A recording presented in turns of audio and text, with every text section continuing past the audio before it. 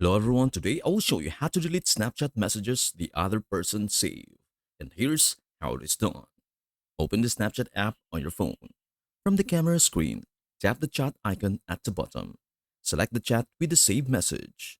Press and hold the message you want to delete. Tap delete, then confirm by tapping OK. Snapchat will try to remove the message from both your chat and your friend's device.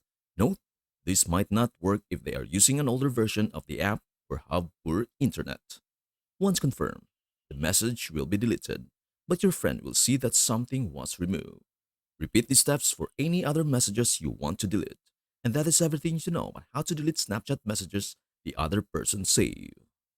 Before we end, may I humbly ask you a favor?